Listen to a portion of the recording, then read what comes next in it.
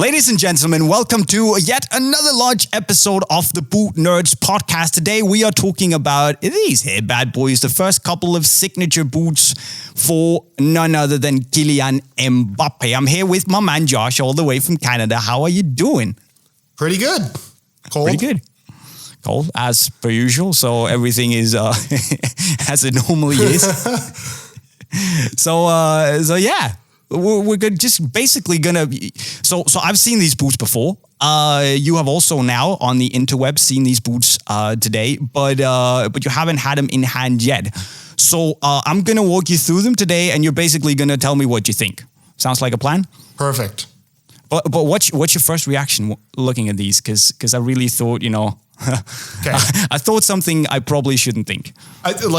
Immediate reaction was like, okay, are they playing a joke on him with this whole, it looks like Ninja Turtles. That's what I thought. That's immediately what I thought. Yeah. And I thought of the video where they gave him a mask and he wears the mask and it looks just like him.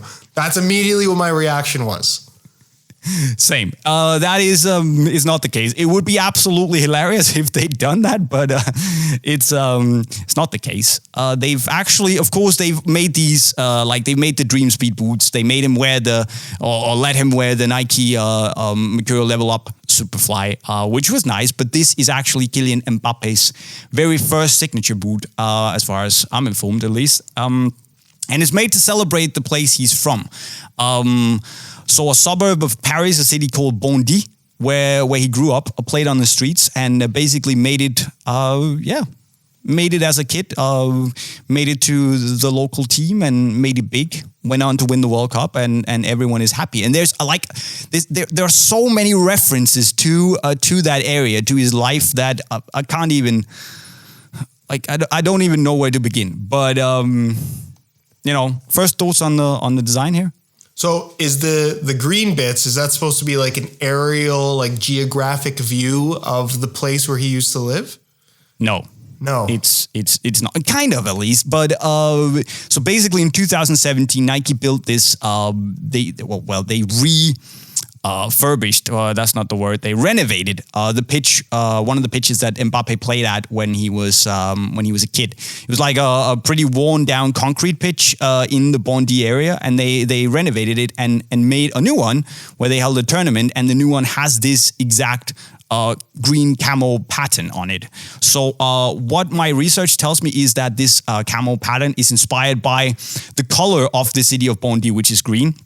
And also the fact that it used to be a forest back in the day, like a very notorious forest, because people would go there and get robbed. But that was a long time ago.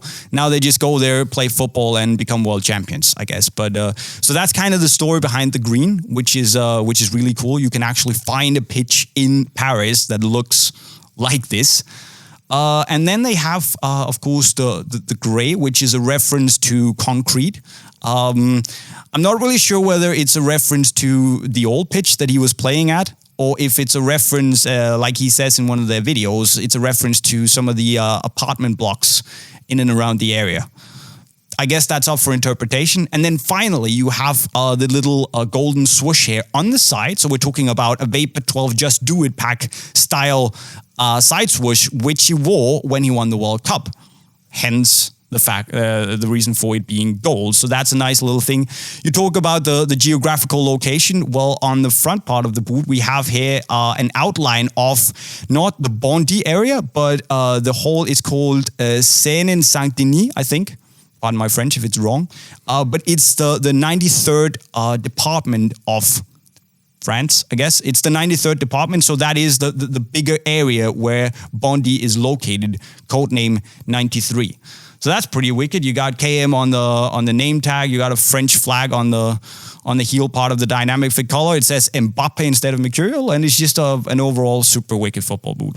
Yeah, my first impression, besides the Ninja Turtles thing, which is hilarious, I really so many new colorways come out, and I think most people's impression is this looks like a variation of this boot that we had before.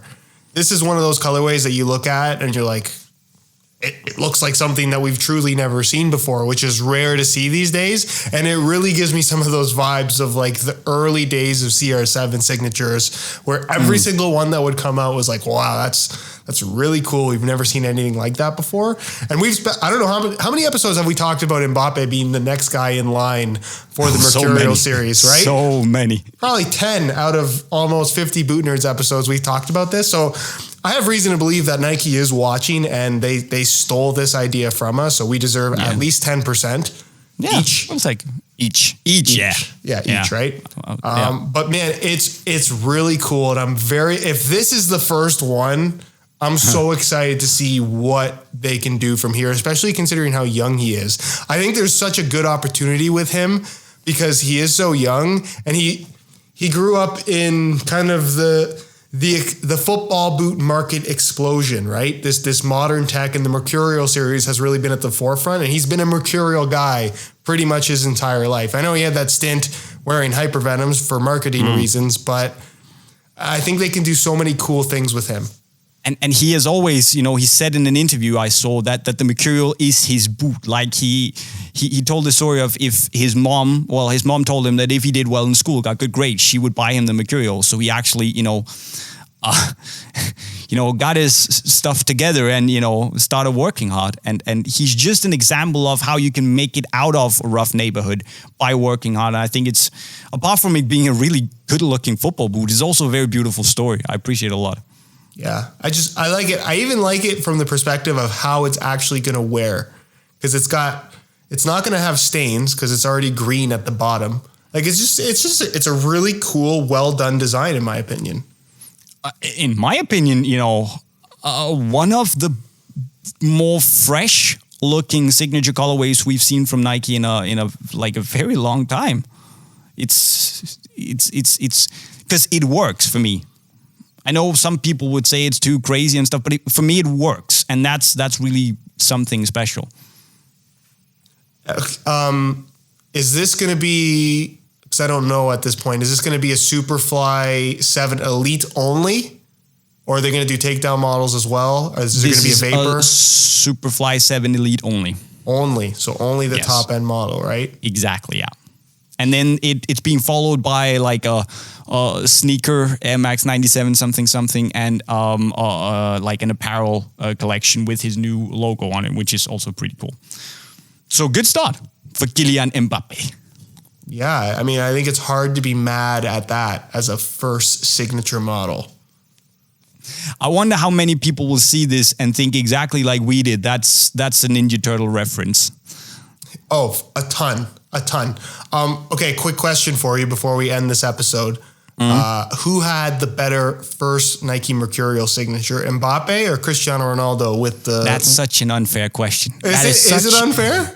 That's such an unfair question because there's no way I can answer it. I will though, and I'm going to say Cristiano Ronaldo because that Safari print Superfly 1 set a new tone for signature colorways. So, I'm not sure if I like this more. Maybe I do, but for me, it was just such an iconic boot. What about yourself? No, I'm with you. It was a Superfly 2, the Safari, the white and black Safari with the orange swoosh. Yeah. So cool. Just, in my opinion, one of the coolest football boots visually ever made. Yeah. Hard to beat that. But this, you have to think about it because I think that this comes really close in terms of a first really unique signature model.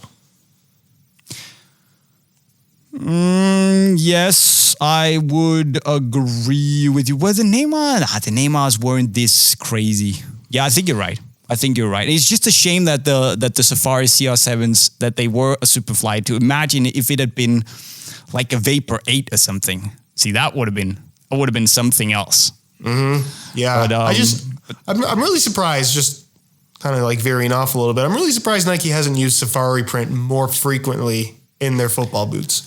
I think they want to protect it, to be honest. I think they want it to be something they use when it's really, really special. Because if they start just opening up the gates, that's just how I see it at least, then there could be a fear that they might overuse it. And then it loses its, mythical status. Sure, that's fair. Mm-hmm. So rate this, Josh, out of 10? from a colorway perspective, it's a 10. It's a 10 out of 10. I hate giving 10 out of 10s, but I can't really fault that colorway. I don't know. I don't like giving 10 out of 10s either, but so I'm going to give it a 9.5, but it's right up there. I think it's amazing. I absolutely love it. So good job, Nike. Of course, if you want to get your hands on these, if you're very, very quick, you can get them on unisportstore.com. You have to be very quick, though. If you, whether you get them or not, you should let us know what you think in the comment section right down below. You should, of course, also go and like this video if you had a good time. And finally, go subscribe to the Boot Nerds podcast by clicking the black bubble in the middle. You can subscribe to Josh's adventures in life by clicking his subscribe button, or see what we're up to at Unisport by clicking right over here. With that said, guys, we're signing off. I'm JayMike, and I approve this message. Thanks for watching. Bye.